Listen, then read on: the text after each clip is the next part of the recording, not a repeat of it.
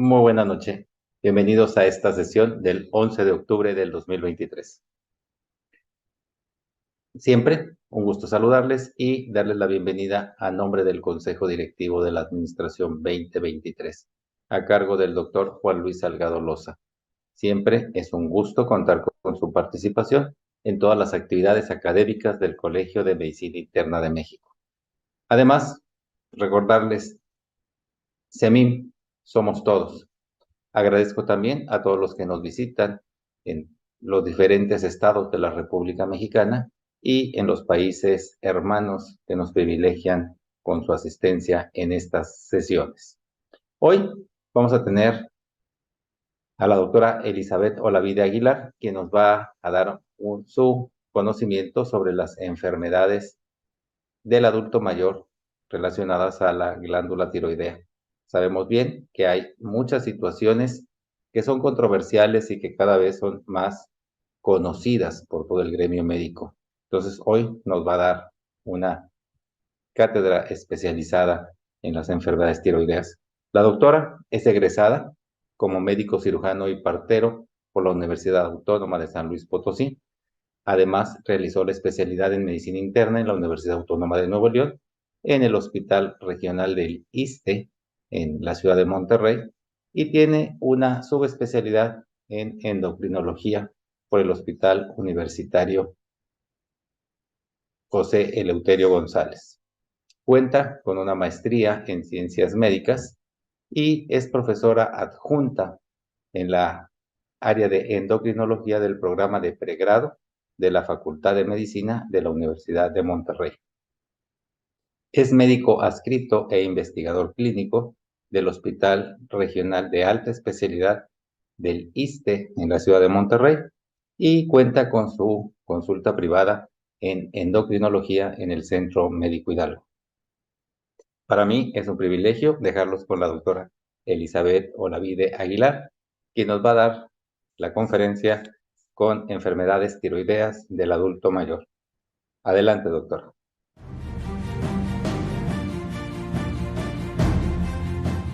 ¿Qué tal? Buenas noches. Pues muchas gracias por la presentación. Agradezco la oportunidad de platicar con ustedes el día de hoy acerca de este tema que es verdaderamente, además de interesante, un desafío para todos nosotros, específico para este grupo de edad en donde nuestros pacientes requieren una atención especial y un perfecto cuidado para no tener más implicación de la que este paciente ya vive y ya padece. Solamente quiero ahondar un poquito en los detalles. Estas prevalencias cambian en diferentes países de manera internacional y nacional. Aproximadamente vamos a tener que la enfermedad tiroidea que está demostrada por una elevación de la TSH por arriba de 10 es aproximadamente del 4.4%, de los cuales las mujeres, como en muchas otras enfermedades, van a tener una mayor frecuencia en comparación con los hombres, que es aproximadamente el 5.9% más o menos 2. Y en el paciente adulto mayor que tiene esta elevación, los niveles de TSH únicamente son los que están elevados. Cierto porcentaje de ellos, además de la elevación de la TSH, también van a tener una disminución en los niveles de T4 libre circulante. Más adelante voy a ahondar un poquito más en esto, lo que se refiere este comentario principalmente es a que la gran mayoría de ellos van a tener una elevación de TSH, pero en un abordaje subclínico, es decir, no como tal en una enfermedad tiroidea clínica. Y bueno, pues hablando un poquito acerca de la historia natural de la función tiroidea, vamos a saber que la función tiroidea al momento de nosotros avanzar en la edad, es decir, al entrar en este proceso de envejecimiento, la función tiroidea va a tender a disminuir. Esto sucede comúnmente porque las necesidades o la tasa metabólica del ser humano conforme va avanzando el tiempo va requiriendo menos cantidad de hormona tiroidea.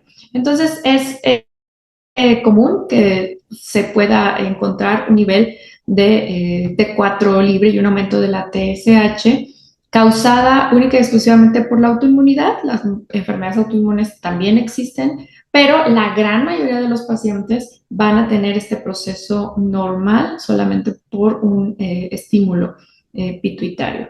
Esta disminución de la T4 va a ser compensada por también su disminución en la depuración y también hay una disminución en la conversión periférica de T4 a T3, a su vez un aumento de la T3 reversa que hace que estos cambios en la función tiroidea sea más que nada una adecuación a un nuevo estado metabólico de los pacientes. Entonces hay que ser muy juiciosos en la interpretación de los resultados que nos lleva el paciente acerca de la función tiroidea porque cada grupo de pacientes, cada edad de nuestro paciente va a tener una diferente interpretación y siempre hay que individualizar en cada uno de nuestros pacientes.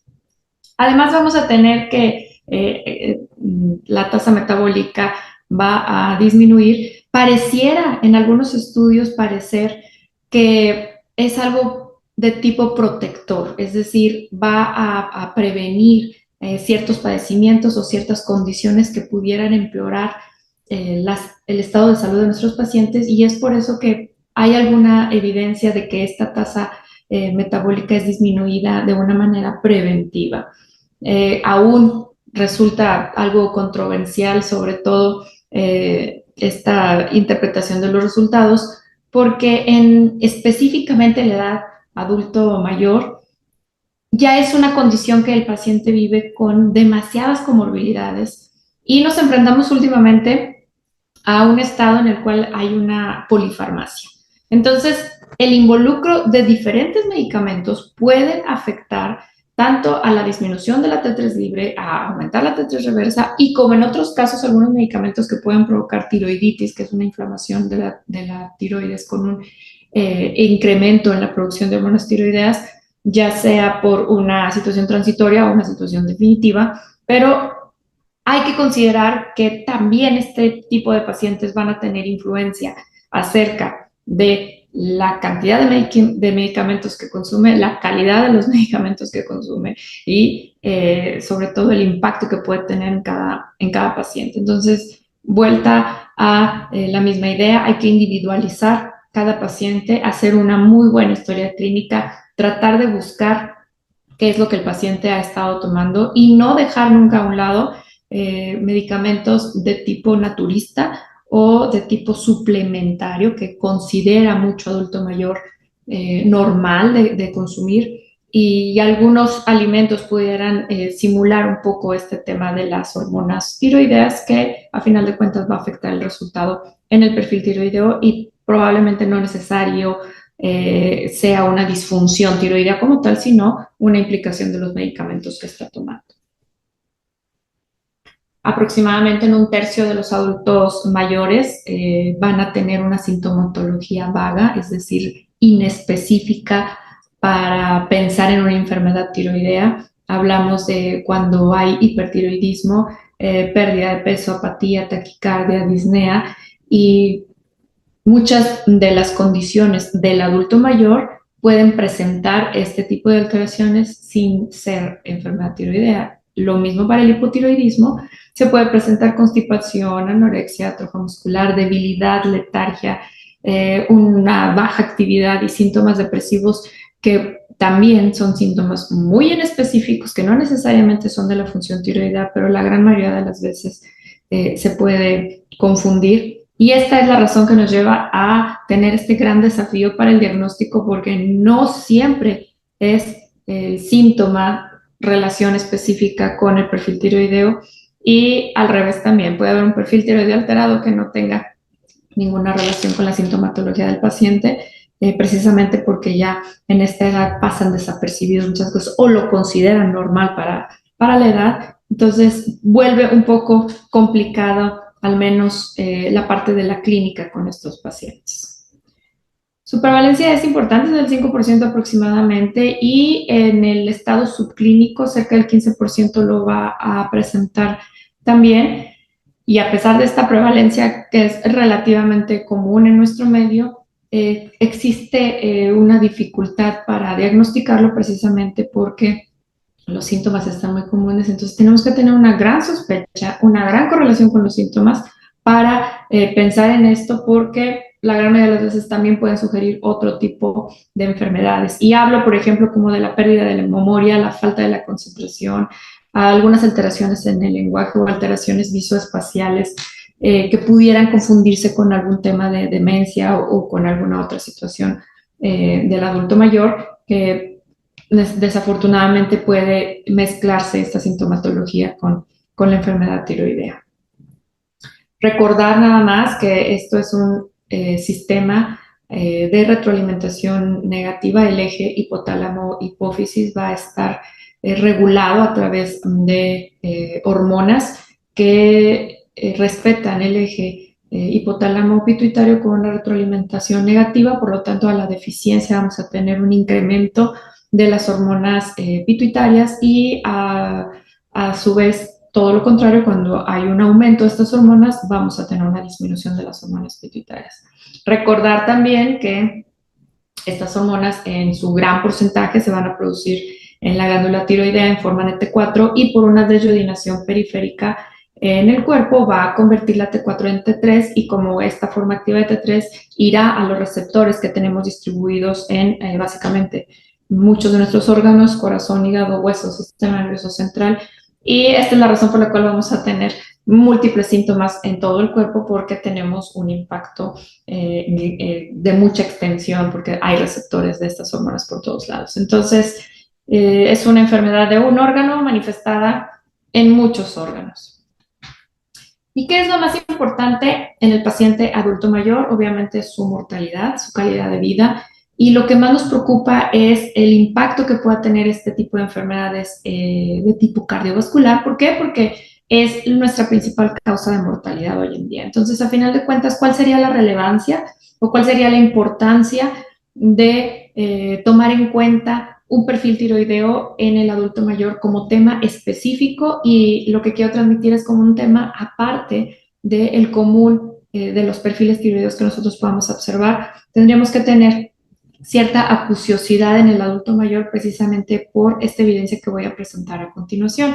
Aquí ya hay un estudio en el Framingham en donde podemos observar cómo de acuerdo al nivel de la TSH, los pacientes estaban presentando una medición de un riesgo relativo diferente en cada grupo y incluso excluyendo a los sujetos que recibían hormona tiroidea. Quiero explicar con esto pacientes que ya tomaban hormona tiroidea probablemente desde la juventud, llegan a la edad adulta y bueno, pues la siguen tomando. Hay veces que porque se toman de más, porque se toman de menos, porque toman algún medicamento que disminuya su absorción o que aumente su absorción o la toma adecuada entre el tiempo en el que la toman no se alcanza a absorber bien porque no respetan ese tiempo de absorción que no debería ser menor a 30 minutos, o el vaciamiento gástrico cambia en el paciente adulto mayor, o es decir, tantas cosas que pudieran influir que a veces no tenemos la dosis apropiada en estos pacientes o no se alcanza a tener esta meta adecuada.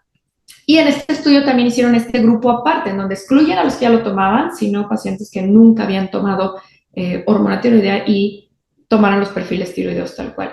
Y podemos observar en el lado izquierdo como el nivel de TSH, que se refiere a menos de 0.1, llegó a mostrar un riesgo relativo de hasta 3.1 para presentar algún evento cardiovascular, y los que, excluyendo a los que toman hormona tiroidea, es decir, se excluyen a los de tipo iatrogénico o supratratados farmacológicamente, se incrementa el riesgo hasta 3.8, o sea, es decir, un hipertiroidismo de origen endógeno, ¿no? de origen de una patología primaria de la tiroides, pareciera estar aumentando en un 3.8 este riesgo relativo con una diferencia significativa. Entonces, abre los ojos a que es importante. Ligeramente baja la TSH, probablemente entre 0.4 y 0.1, y no especifica aquí si estaban hablando de un estado subclínico o únicamente la TSH ya empezaba a disminuirse. Más de 0.1 pero menos de 0.4, y podemos observar que ya está incrementado el riesgo en 1.6 para ambos grupos de estudio.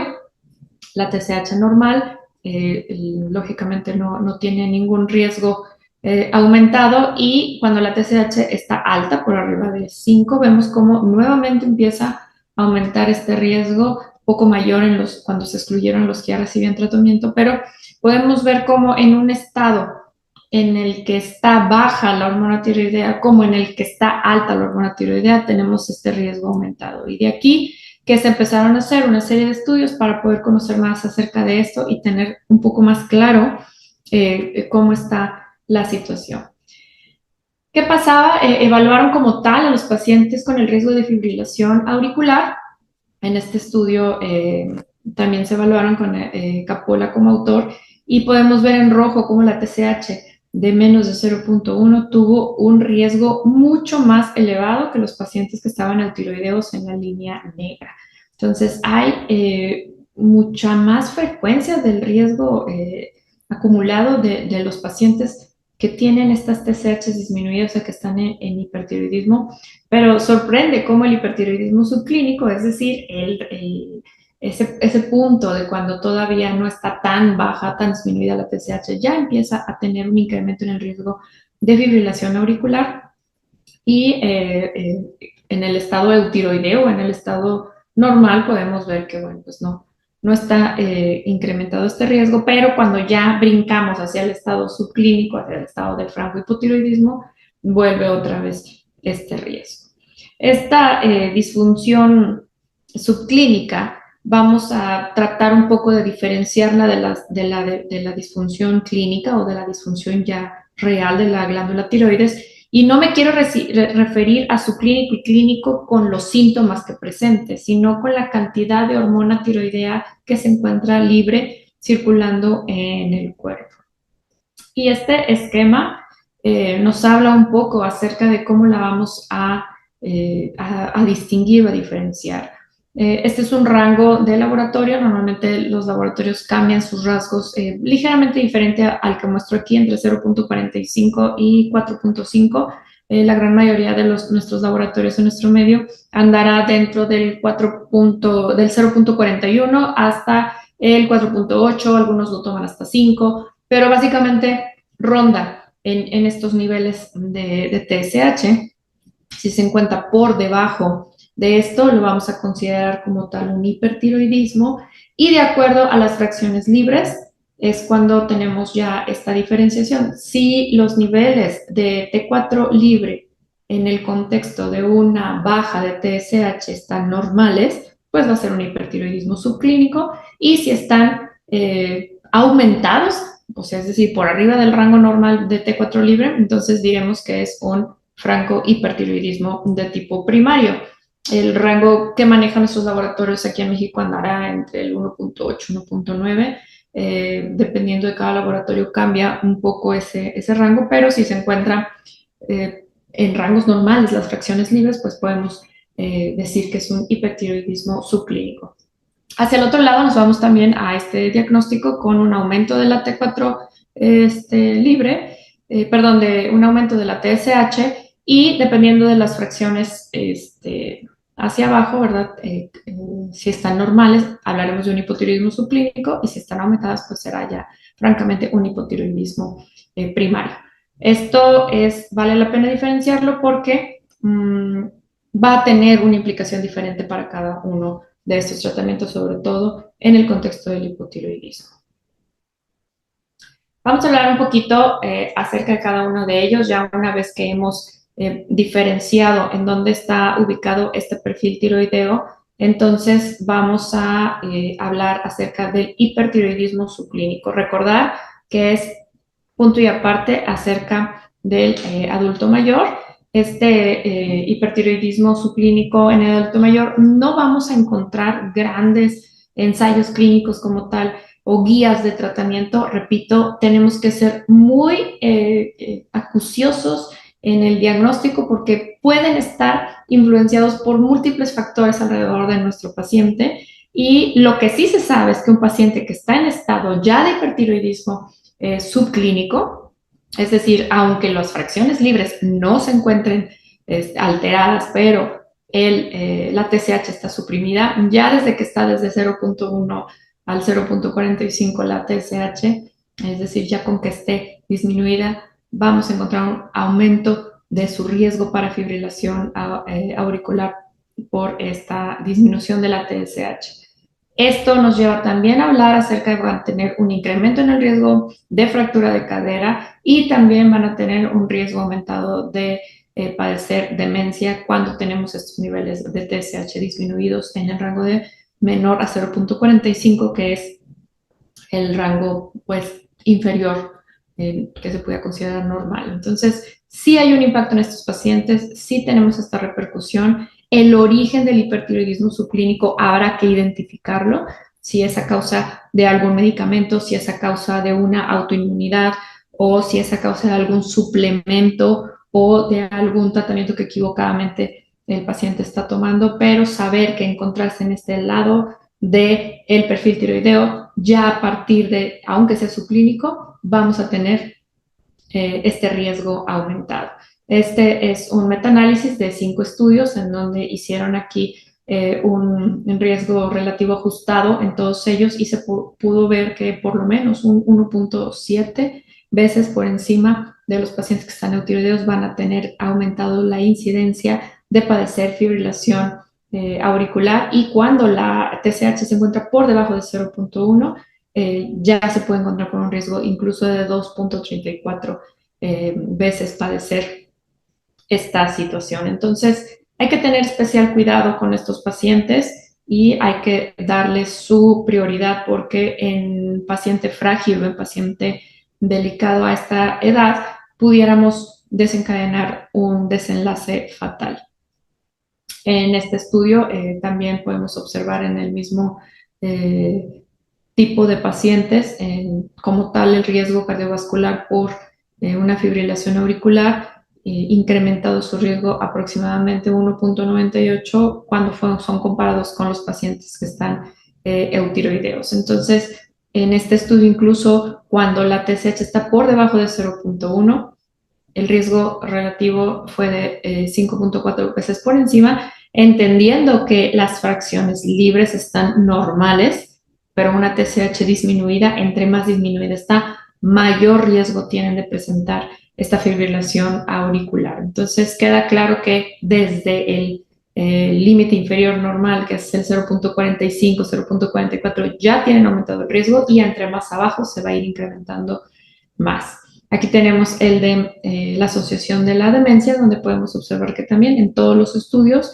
el diamante se encuentra del lado derecho de la línea divisoria porque es incrementado su riesgo total aproximadamente en 1.67 veces, pero hay un estudio, sobre todo el Rotterdam, nos dice que incluso fue de 2.72 veces la aparición de la demencia en el caso del hipertiroidismo subclínico, pero en total, en promedio, fue de 1.67, está muy aumentado para estos pacientes. Y el hipertiroidismo y el riesgo de fractura, en todos los estudios, en todas las evaluaciones, pudimos encontrar que estaba incrementado su riesgo de fractura.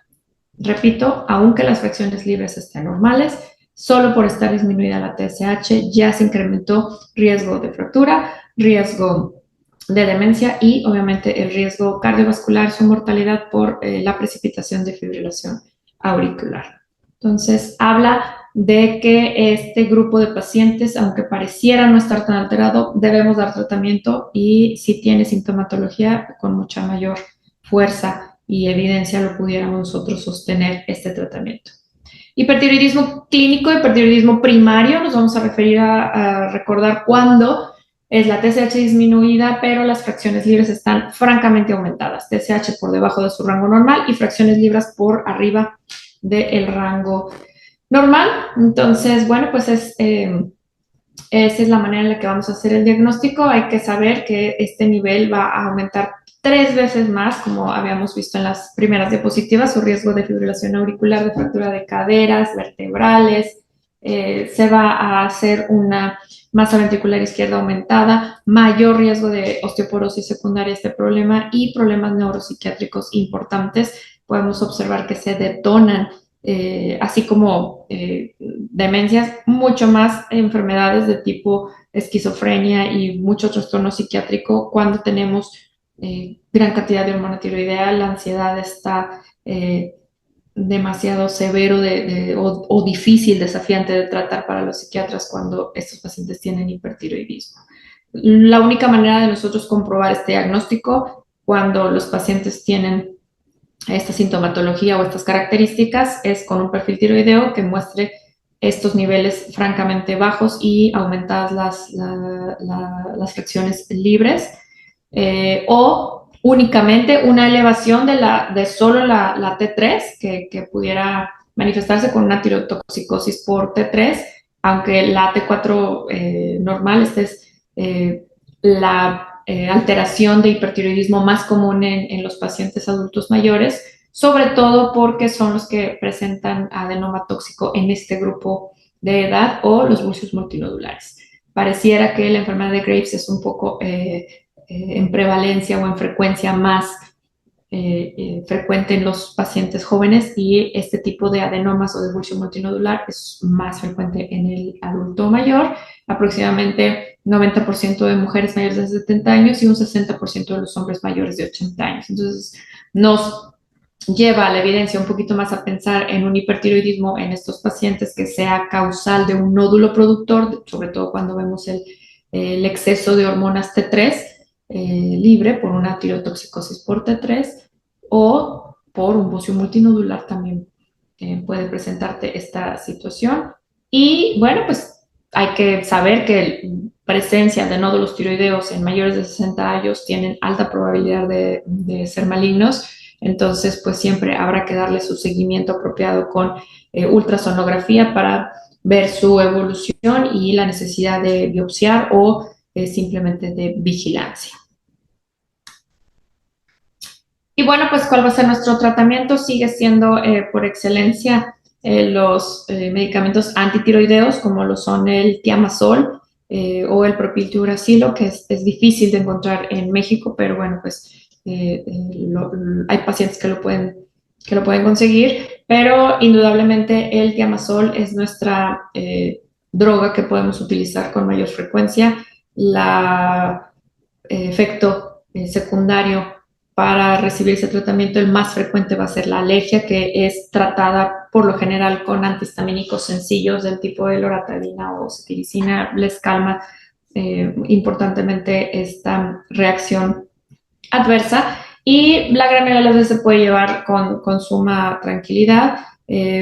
Por lo general empezamos con una dosis baja, entre 10 y 15 miligramos a nuestros pacientes, y la vamos aumentando con respecto al perfil tiroideo que nos muestra el paciente, a la respuesta clínica y a nuestra evaluación tanto del laboratorio como de la exploración física, viendo cómo lo ha tolerado para irlo aumentando hasta nuestra meta de llevar a la TSH normal y que las fracciones libres estén disminuidas. Por otro lado, el beta bloqueador sigue siendo también por excelencia nuestro favorito para la situación de la cardioselectividad y que nosotros podamos ver en nuestros pacientes esa disminución de la frecuencia cardíaca, o al menos esa protección, que es lo que más nos preocupa con respecto a una arritmia cardíaca. El beta bloqueador por lo general funciona muy bien en dosis de 20 a 40 miligramos por día, pero saber que si no es suficiente o en lo que la droga antitiroidea tiene su efecto como tal, se puede incrementar la dosis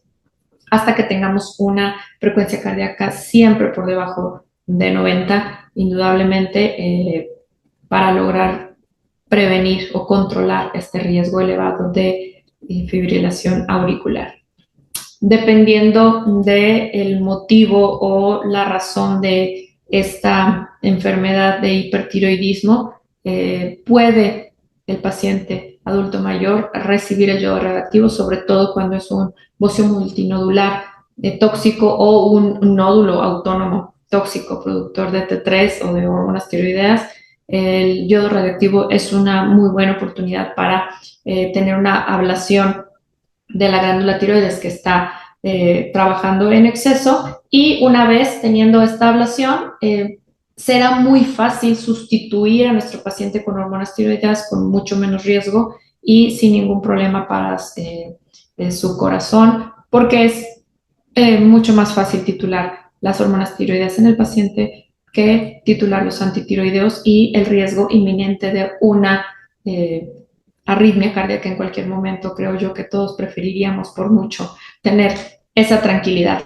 Entonces, sí es una indicación el ruido radioactivo, sobre todo en esta clase de pacientes que difícilmente se van a autocontrolar a la larga.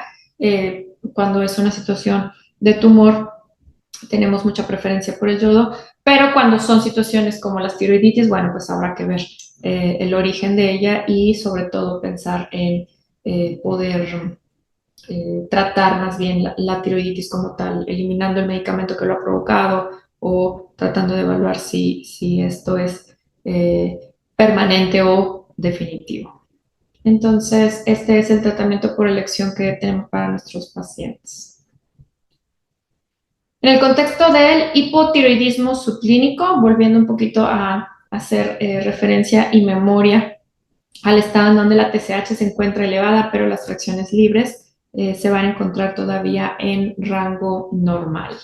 ¿Qué pasa? Bueno, pues que esto es una situación más común de lo que creemos, no la vamos a encontrar en la gran mayoría de los pacientes adultos mayores. Y quería poner especial hincapié en esto porque dentro de los síntomas o cosas que nos preocupan acerca del hipotiroidismo subclínico es que tanto impacto puede tener en el peso y la realidad es que no mucho. En las mujeres hubo una diferencia de medio kilo por encima de su basal cuando empezaron con este hipotiroidismo subclínico y el hombre la verdad es que no tuvo ninguna diferencia en el peso cuando estaba la TSH por arriba de 6 y su riesgo de fractura no hubo ninguna diferencia y tampoco hubo ninguna diferencia en el cambio o en la incidencia de la aparición de demencia o la puntuación que le hicieron a estos pacientes en el estudio que se llama Mini-Mental, este estudio que hacen, no tuvo ningún cambio. Entonces, ¿hubo un impacto como tal en alguno de nuestros resultados? Pues no. En tema de eventos cardiovasculares, específicamente en el hipotiroidismo subclínico, dependiendo de la edad, podemos ver cómo, pues en pacientes de 60, 64 años, pues básicamente está ahí igual, pero en los pacientes de más de 80 años, entre el paciente eutiroideo o el paciente con hipotiroidismo sí empieza a aumentarse entre 1.2 y 1.3, pero ya en la mortalidad cardiovascular como tal en los mayores de 80 años no hubo gran cambio e incluso resultó ser en adultos mayores un tanto como protector acerca de la mortalidad total. Entonces, podemos en este contexto analizar que los rangos de TSH en valores subclínicos, cuando todavía las fracciones libres se encuentran normales, podemos como esperar a tener cierto juicio con iniciar o no el tratamiento. ¿Cuál es el riesgo cardiovascular como tal en el hipotiroidismo subclínico? Bueno, pues a diferencia del hipertiroidismo subclínico, podemos ver cómo la línea de hipotiroidismo subclínico que está en color rojo, así como el eutiroideo negro, se comporta de una manera muy similar. Entonces, como tal, como una enfermedad coronaria que pudiéramos pensar que se vea más afectada en el hipotiroidismo subclínico, no. ¿Por qué? Porque, repito, es una condición básicamente normal de adaptación metabólica a nuestra nueva etapa de vida que es el ser adulto mayor. Los requerimientos disminuyen, entonces la cantidad de hormona tiroidea se disminuye, esto está autorregulada cuando nuestro eje hipotálamo-hipófisis se encuentra en condiciones óptimas, debe de funcionar así. No es así la misma suerte que vive el paciente con el hipertiroidismo subclínico o con el franco-hipertiroidismo o con el franco-hipotiroidismo primario. En el estado de hipotiroidismo subclínico nos puede dar oportunidad de esperar, de vigilar y de tomar una decisión apropiada porque tal vez no sea un cambio, sino un fenómeno de adaptación propio del cuerpo. ¿Por qué digo ser pacientes, esperar? Porque 56%, eso es la mayoría de los pacientes que tienen hipotiroidismo subclínico, lo van a persistir, se va a mantener como tal hipotiroidismo subclínico, pero un 35% se van a volver eutiroideos, y 85% es muchísimo. Entonces, gran parte de estos pacientes van a normalizar sus perfiles tiroideos con el paso del tiempo. Entonces, bueno, pues simplemente esperar. Pacientes que se convierten ahora sí al hipotiroidismo primario será un 2%, es la mínima porcentaje de pacientes y que se les decide iniciar hormona tiroidea es cerca de un 7%. Entonces, en realidad, el tema de vigilancia, de paciencia, de únicamente estar ahí juiciosos ante este tipo de pacientes, con evidencia podemos decir que vale la pena esperar porque gran porcentaje de ellos se van a mantener así, no van a evolucionar hipotiroidismo y incluso pudiéramos tener la posibilidad de que pudieran estar en un nivel de tiroideo. Aquí está la incidencia de la normalización entre el 5 y el 9 de TSH. Podemos ver que 52% van a mantenerse, ¿verdad? Con esta TSH y cierto porcentaje sí se va a convertir en un subclínico y muy poquito porcentaje, este es otro estudio, el 5%, llega al hipotiroidismo franco como tal. Entonces, bueno, pues la gran mayoría de ellos o se va a mantener o va a bajar a un nivel normal. Vamos a pasar al hipotiroidismo clínico. Repito, ¿cuál es nuestro riesgo de acuerdo a los niveles de TSH? ¿Cuál sería la importancia? A diferencia del hipotiroidismo subclínico con fracciones libres normales, aquí sí ya vemos no únicamente la TSH alterada, sino ya niveles de hormonas tiroideas bajas. Y podemos ver cómo conforme la TSH aumenta en este estudio, a partir de la TSH de 7, los eventos de origen cardiovascular pudiéramos encontrarlos ligeramente aumentados, pero con la TSH por arriba de 10, entre 10 y 20, están francamente aumentados este riesgo, 1.89 veces por encima. La mortalidad cardiovascular como tal, igual, a partir de 7 se ve ligeramente aumentada, pero ya entre 10 y 20 está 1.58 veces por arriba. Y la mortalidad por todas las causas en el hipotiroidismo subclínico entre 7 y 10 se mantiene conservada, pero ya 10 y 20 sí tiene un riesgo aumentado. Entonces, no cabe duda que en tema de hipotiroidismo franco sí hay un incremento en el riesgo de mortalidad y de eventos cardiovasculares, así como una mortalidad por todas las causas, solo por tener este incremento de la TSH. A pesar de esta alta prevalencia, el tema de tratamiento, específicamente el adulto mayor, es un tema aparte, repito, porque no hay un consenso como tal de cómo iniciar este medicamento. Recuerde que son pacientes con una polifarmacia, con muchos medicamentos, y que este medicamento en especial tiene la connotación de tomarse en ayunas, con agua, media hora antes de alimentos o medicamentos. Entonces, son pacientes que, pobres, a veces empiezan esta medicación a las 4 o 5 de la mañana y espérate media hora se vuelve desafiante cuando el paciente quiere alimentarse porque siente molestia gástrica o necesidad de algún alimento con el medicamento, entonces se toma la pastilla y es espérame media hora, casi creo que con reloj en mano para que no vaya a interferir en la absorción por esta situación del pH. Entonces, habrá aquí que indagar un poquito acerca de los hábitos del paciente, de cómo está organizado. El momento ideal del consumo de hormona tiroidea es en la mañana y en ayunas, con agua, no leche ni café. Y una recomendación es iniciar con la dosis más baja para irle incrementando poco a poco, de 4 a 6 semanas. Algunas recomendaciones nos llevan incluso hasta cada 3 meses, irla aumentando muy despacio, desde 25 microgramos al día.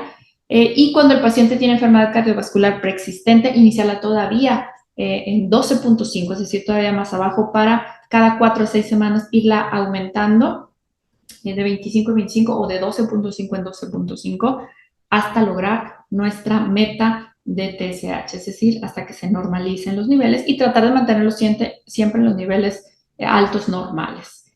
Debe evitarse sobremedicarlos, repito, ya a partir incluso del hipertiroidismo subclínico, sea de causa iatrogena por su administración exógena o por la propia, va a estar aumentado su riesgo de demencia, de fracturas y de eventos cardiovasculares. Entonces, tenemos indudablemente que darla de una manera muy cautelosa para evitar este sobretratamiento, o sea, un hipotiroidismo pero sobretratado. Únicamente es recomendado tratarlos cuando se encuentra muy sintomático el paciente y repito, con el juicio apropiado de que se le pueda adjudicar esta sintomatología al hipotiroidismo. En este grupo de pacientes a veces es muy desafiante tomar esta decisión. Y si la TSH es por arriba de 10, indudablemente dar tratamiento por el riesgo aumentado que ya observamos en base a la evidencia, o cuando tenga una hiperlipidemia severa que no se puede controlar fácilmente con medicamentos. También el hipotiroidismo subclínico pudiera tener un impacto en los lípidos. Entonces, habría que individualizar e iniciar este tratamiento a pesar de que resulta controversial cuándo, cómo y a qué dosis. El reemplazo de esta dosis de hormonotiroidea y cada cuándo monitorizarlos, pues es un poquito también diferente entre cada paciente. Repito, son pacientes con múltiples comorbilidades y muchos de ellos viven para tomarse los exámenes a cada rato para un médico y para otro y para otro. Entonces, yo trato siempre de asociárselos a cuando se van a tomar la muestra de sangre para otra especialidad y ahí aprovechar ese piquete para tomar el examen. O los médicos a cargo también tomar en cuenta que si le van a pedir otro, si ya es tiempo de revisar la normatividad, pues aprovechar esa punción para obtener este tratamiento. Y bueno, pues esto es así porque va a diferir del paciente joven y individual para cada paciente cada cuando lo vamos a monitorear. Ya una vez que esté normal, se trata de empezar a alejar este monitoreo si podemos notar que es una toma constante, consistente y adecuada, que no se cambie la marca. Podemos ir alejando a cada 3 meses, después cada 6, y bueno, pues en el dado que esperado a citas anuales, si podemos corroborar que se mantienen adecuadas. Sin embargo, la gran mayoría de las veces del adulto mayor los estamos vigilando 3 veces al año, es decir, cada 4 meses, porque son sometidos a múltiples intervenciones, a múltiples tratamientos, y pasa que se disregulan con gran facilidad. Hay evidencia de que el tratamiento debe iniciarse por arriba de 7 porque ya hay un poco de incremento para su riesgo cardiovascular, y otra evidencia tajante arriba de 10, dar tratamiento para este tipo de pacientes. Entonces, bueno, pues quiero nada más concluir con que este grupo de pacientes adultos mayores van a tener una especial atención en un grupo aparte de las mismas enfermedades, pero en el paciente joven. ¿Por qué? Porque hay que individualizar este perfil tiroideo de acuerdo a las comorbilidades, al tratamiento, al suplemento, al estilo de vida y a todo el entorno del cuidador, de quien le va a proporcionar la medicina, porque tiene una toma muy especial que si se difiere de esta toma apropiada de las indicaciones que mostramos, pues va a tener una eh, difícil absorción o una inapropiada absorción del medicamento. Entonces hay que evaluar muchas cosas antes de decidir este tratamiento. Hay que ser precavidos en este estado de fragilidad, y si estamos hablando de un hipertiroidismo, a partir de que es hipertiroidismo, aunque sea subclínico, hay que tener mucho cuidado porque son pacientes frágiles que ante cualquier situación de poquita elevación de hormonas tiroideas o de disminución de la TSH ya tienen riesgo de fracturas de cadera, ya tienen riesgo de arritmias que les pueden provocar alguna alteración mental o en el equilibrio o en las funciones cognitivas como aparición de demencia o de enfermedades psiquiátricas. Entonces sí vale la pena ser más precavidos en el estado de fragilidad. En el estado de hipotiroidismo subclínico hay que ser tolerantes y juiciosos, porque tratar e irnos rápidamente hacia el otro lado le va a traer también esta complicación. Y hay que tomarnos tiempo en el tratamiento del hipotiroidismo subclínico, entre cambio y cambio. Va a ser mejor al ver que este hipotiroidismo no tiene tanto impacto cardiovascular. Va a ser mejor que lo hagamos de una manera paulatina y despacio que hacerlo rápido y pasar al otro lado de hipertiroidismo, en donde vamos a incrementar rápidamente estas comorbilidades que sí pueden poner en peligro el estado de fragilidad de nuestro paciente. Y bueno, pues estoy aquí para sus preguntas. Agradezco mucho su atención y gracias.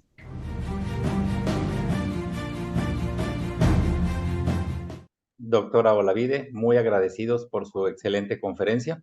Ha habido un sinnúmero de felicitaciones y de veras que es un tema bastante complejo y más por todo lo que en estos días representan los adultos mayores con una importante actividad. También quiero darle la bienvenida a la doctora Blanca Estela Rodríguez Garza, presidenta de la filial Comine de Nuevo León. Así que gracias a las dos por estar en esta sesión de preguntas. Bienvenidas. Gracias, doctor Ponce, y es un orgullo estar presente y siempre aceptar la invitación del Colegio de Medicina Interna de México. Gracias, doctora Olavide, excelente ponencia, gran conocida por mí, invitada enormemente y a nivel nacional muy conocida para ponencias y demás. Yo creo que quedó muy claro, pero tenemos varias preguntas y vamos a iniciar. La primera pregunta es del doctor José Francisco Mezquita y dice, ¿desde qué nivel de TSH se recomienda iniciar tratamiento? Bien, en el caso del, ¿sí? En el caso del hipertiroidismo, incluso subclínico por debajo ya del valor mínimo de corte, dependiendo del laboratorio, por lo general es 0.45. Aunque las fracciones libres estén normales, ya se recomienda iniciar tratamiento en tema de hipertiroidismo, es decir, hacia el hipertiroidismo inmediatamente por debajo del rango y sobre todo si hay síntomas hay que tratar. Ahora, para el rango del hipotiroidismo, que es la otra situación desafiante, pareciera que si estamos entre 6 y 10 pudiéramos ser conservadores si no hay ningún síntoma y el paciente se siente bien y no hay ninguna comorbilidad ni ningún síntoma que nos preocupe, pues pudiéramos ser conservadores. Arriba de 7 ya empieza a haber dentro de la literatura situaciones en donde pudiera exacerbarse un poco alguna mortalidad de tipo cardíaca, pero tenemos varios estudios en donde aseguran que mientras esté subclínico, es decir, mientras las fracciones libres se mantengan normales, estrictamente hablando por arriba de 10, ya tendríamos que iniciar tratamiento. Ok. Del mismo doctor dice, ¿en qué casos debe indicarse la T3? Muy buena pregunta. En realidad, nuestra misma tiroides se encarga de la producción de un 75-80% de la T4 y únicamente un 25% de la producción de T3. El resto de la producción de T3 está por desyodinasa periférica sustituida, es decir, está producida, perdón. Entonces, en la gran mayoría de los perfiles tiroideos no nos miden fracciones libres de T3. Habría que hacer la medición intencionada cuando el laboratorio no nos la proporciona. Y entonces, si la T3 libre se encuentra por debajo y el paciente se encuentra sintomático, con síntomas de hipotiroidismo, cansancio, fatiga, letargio, estreñimiento, piel seca, es decir, síntomas que, insisto, son multifactoriales o son multicausales más bien, pero en el contexto de un paciente que sí tenga T3 baja, como primera opción yo daría un sustituto con selenio al cabo de unos meses, 2, 3 meses, y si no hemos mejorado, entonces iniciaría una sustitución con T3. Entonces, síntomas de hipotiroidismo que no se ven reflejados en el perfil tiroideo normal, pedimos intencionadamente la T3 libre. Entonces, síntomas de hipotiroidismo en el contexto de un paciente con T3 libre baja es al que habría que sustituir. Es muy raro, la gran mayoría de los pacientes no la necesitan, pero sí existe el caso de alguna alteración de desyodinación periférica. Ok, muchas gracias, doctora. El doctor Roberto Valle pregunta, ¿cuál es la dosis del yodo radioactivo en el bocio multinodular tóxico y en el nódulo único?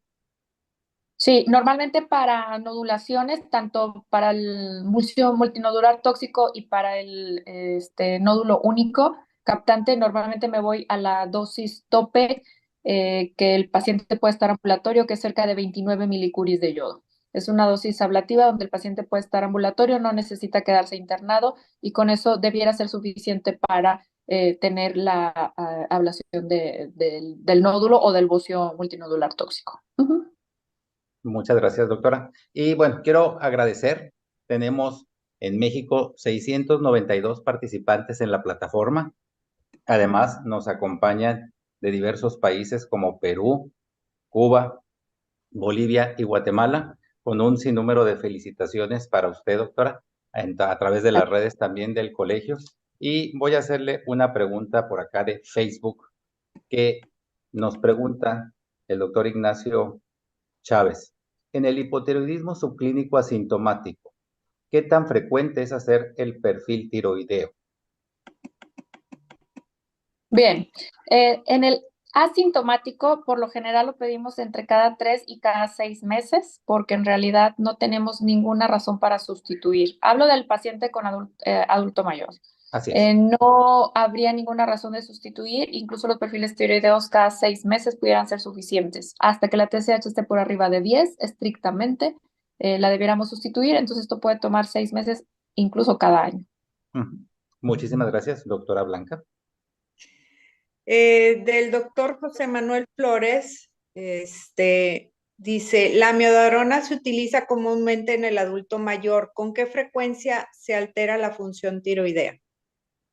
Muy frecuente y es algo que nos pone a todos a temblar. La realidad es que es el medicamento favorito de los cardiólogos para tema de arritmias cardíacas y es el que más odiamos los endocrinólogos porque siempre altera y da una tiroiditis. Entonces, ¿qué tan frecuente es? Muy frecuente, al menos en la consulta de endocrinología, que se presenten las tiroiditis por amiodarona. Lo primero que hay que hacer es retirarlo y después averiguar pues hay 2 tipos de tiroiditis por amiodarona, cuál de las 2 es para ver si damos antiinflamatorio o únicamente esperar, ¿verdad? Al beta bloqueo. Pero sí es muy frecuente, paciente que tiene amiodarona y que tiene hipertiroidismo, lo más seguro es que sea a causa de la amiodarona. Adelante, doctor. Muchas gracias. Nos comenta la doctora Patricia Tobar. La felicita y dice, comentó en alguna diapositiva sobre la normalización de la TSH, es más o menos a los 2 años. ¿Cuál es el tiempo prudente para esperar su normalización?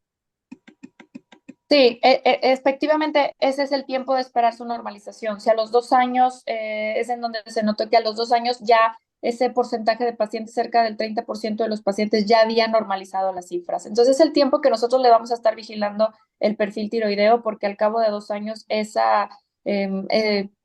resultado de perfil tiroideo ya se va a mantener básicamente estable. Entonces, si a los 2 años no se normalizó, probablemente ya se quede así. Ahora, únicamente si se fijan, el 5% de ellos progresó a hipotiroidismo o 7% requirió tratamiento. La gran mayoría se quedaron en hipotiroidismo subclínico sin tratamiento o en eutiroidismo que no requirió tratamiento. Entonces, la vigilancia máxima pienso que podrá ser por 2 años. Si a los 2 años se mantiene normal o en hipotiroidismo subclínico, yo creo que lo podemos dejar en paz en una revisión anual. Muchísimas gracias, doctora Blanca. El doctor Arturo Salas pregunta, ¿y aquel paciente programado para cirugía con manifestaciones de hipotiroidismo, cuándo es recomendable reenviarlo con el cirujano? Yo creo que en bocio. En hipotiroidismo clínico, claro. En hipotiroidismo subclínico no habría absolutamente ninguna contraindicación para interrumpir la cirugía, me refiero, no habría ninguna razón para interrumpirla. Si está en hipotiroidismo subclínico, se puede realizar con seguridad la cirugía.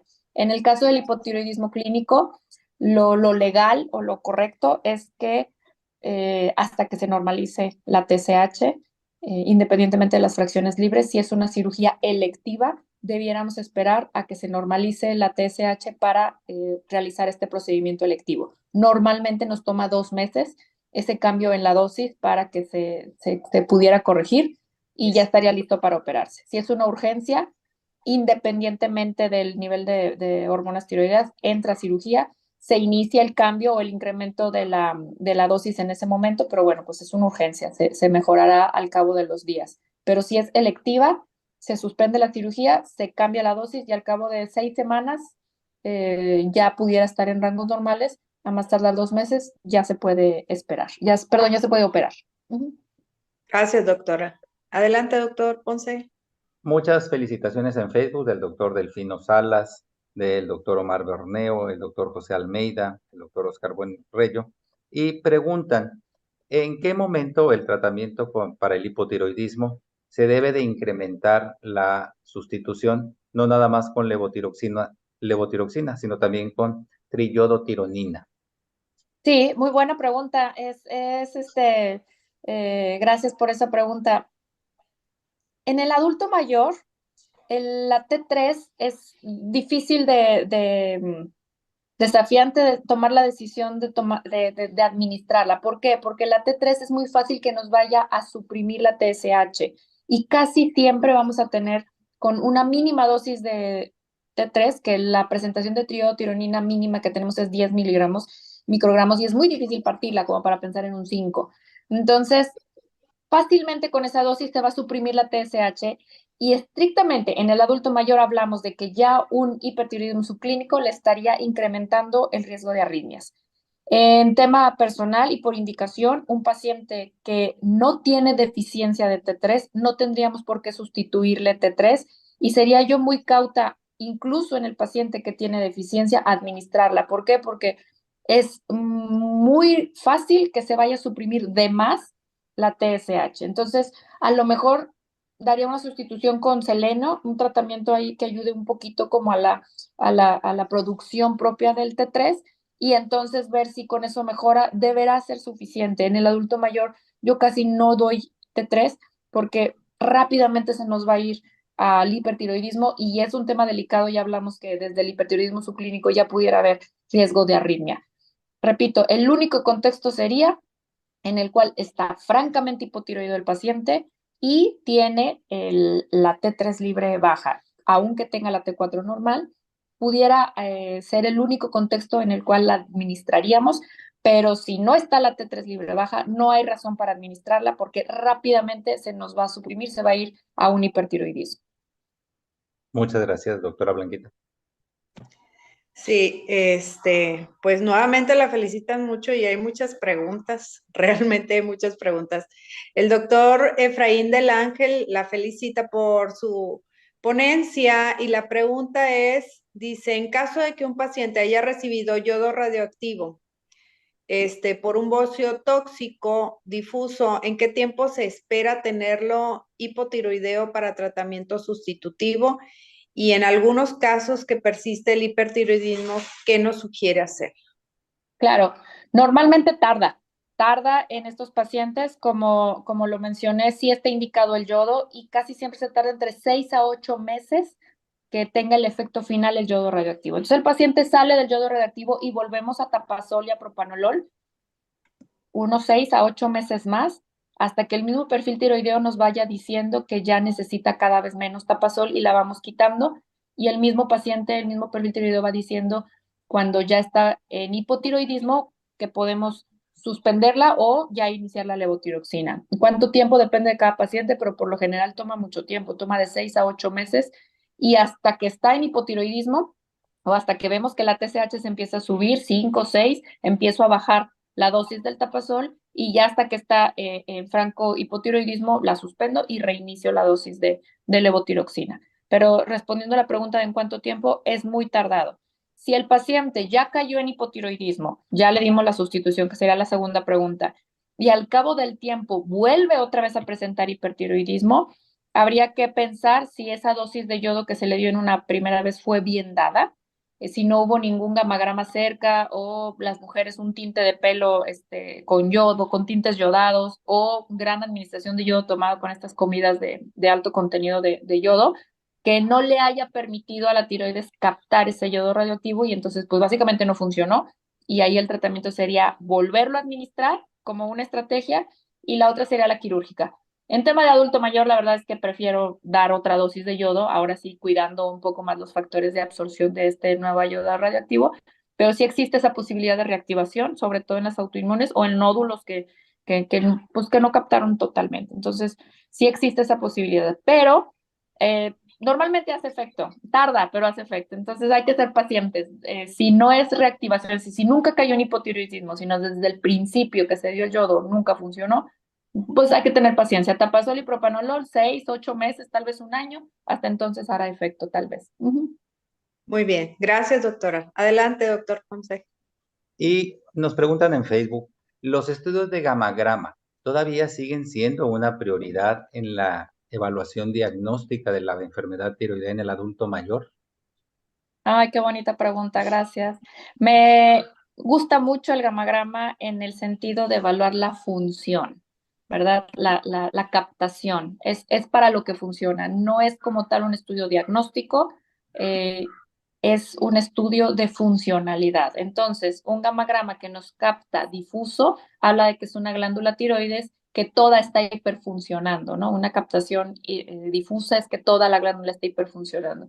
Si nos capta nada más en un nodulito, en una bolita, pues es una captación de un solo nódulo. Si nos capta, es una de las imágenes que presenté en la ponencia, en muchas nodulitos, pues es un bocio multinodular. Si no capta nada, pues es una tiroiditis. Entonces, en realidad no es un estudio diagnóstico, es un estudio de funcionalidad. Y esa función con el perfil tiroideo, hipohipertiroidismo, se relaciona a la clínica. Entonces, sigue siendo, por supuesto, un estudio de mucha utilidad, incluso hasta más que el ultrasonido sería más de forma de la tiroides, si hay nódulos, si hay hipervascularidad, si está definido el nódulo, circulación, pero en realidad de función es el gamagrama por excelencia el estudio que es el favorito para utilizar. Uh-huh.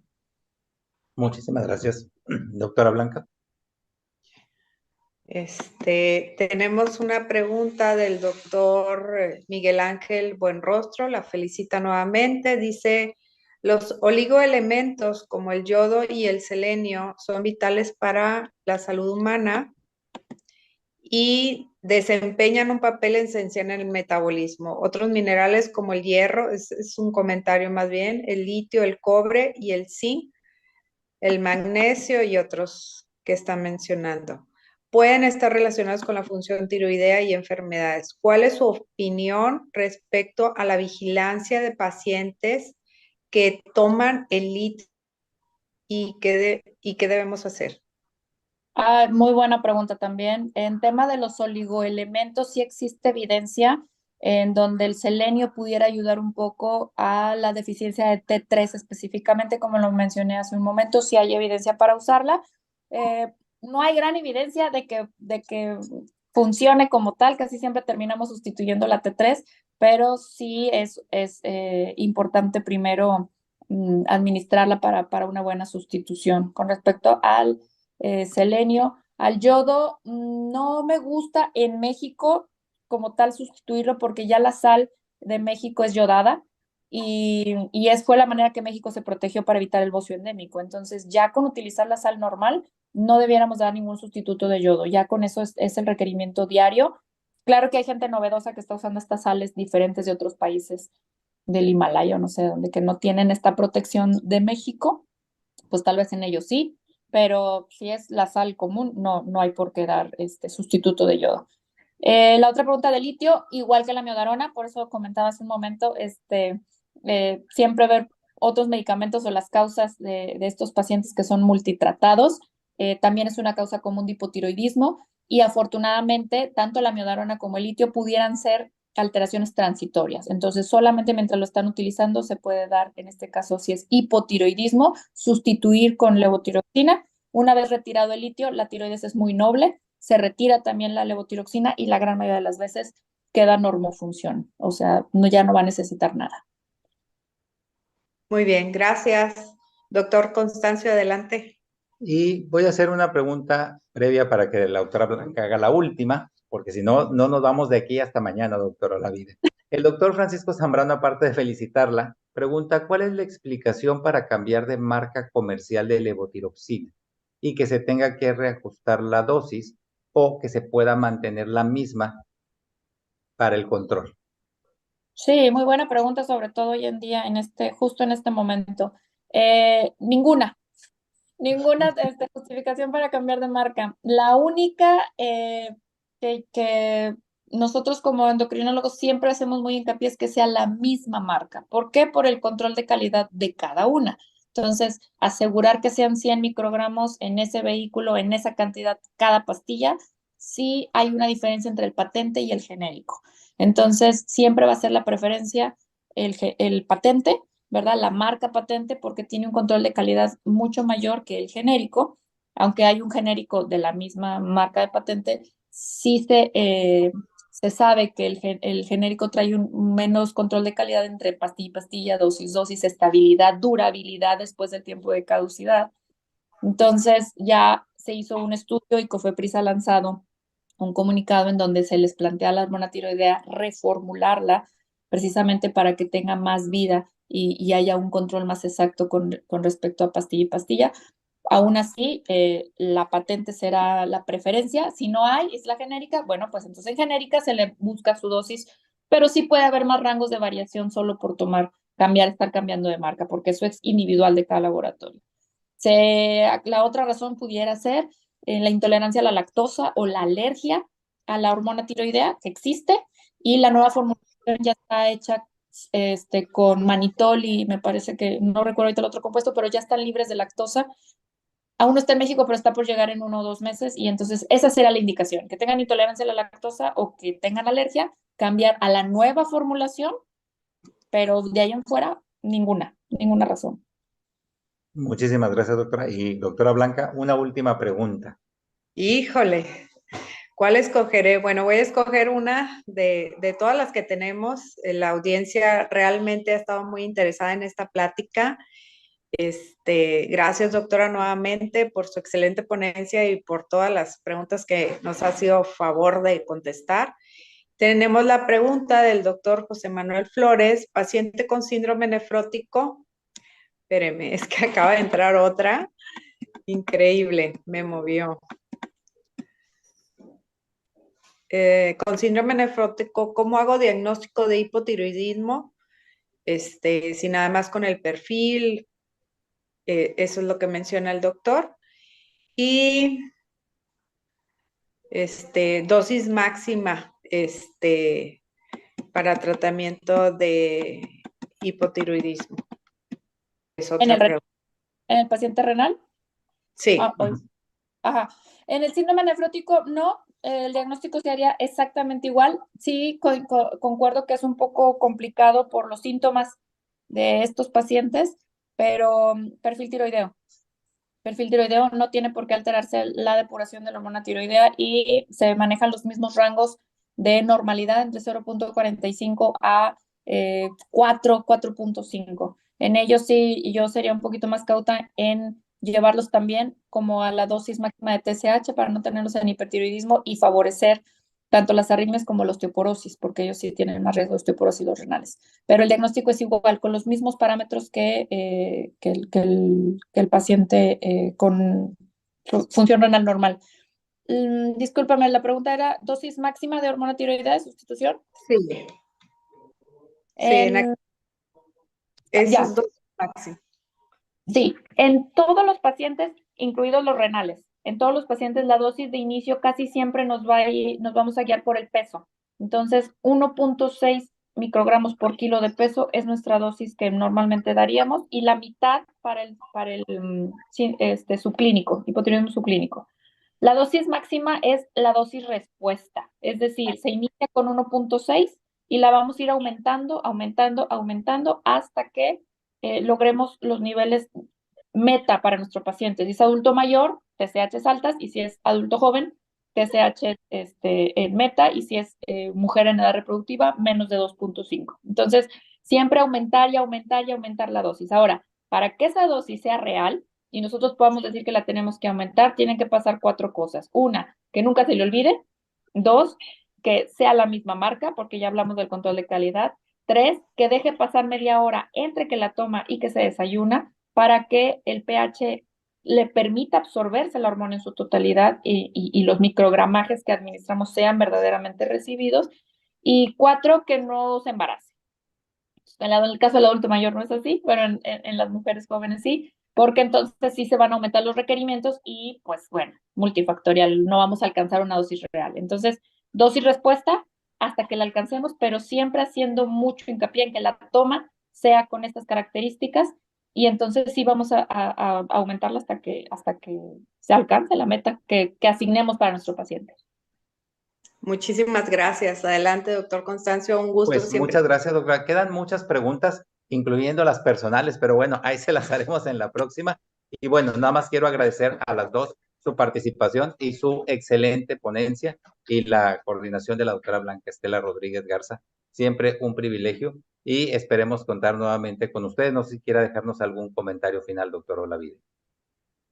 Agradezco la invitación y recordar que siempre la enfermedad tiroidea en el adulto mayor tiene un espacio aparte y con gusto a sus órdenes nos podemos volver a reunir hablando de otro tema de tiroides que siempre es interesante. Gracias por la oportunidad. Muchísimas gracias, doctora Blanca. ¿Algún mensaje de despedida? Pues gracias por acompañarnos en esta sesión y muchas gracias por invitarme a participar, a coordinar esta sesión. Es un gusto siempre saludarlo, doctor Constancio, y esperemos que esto nos aproveche a todos.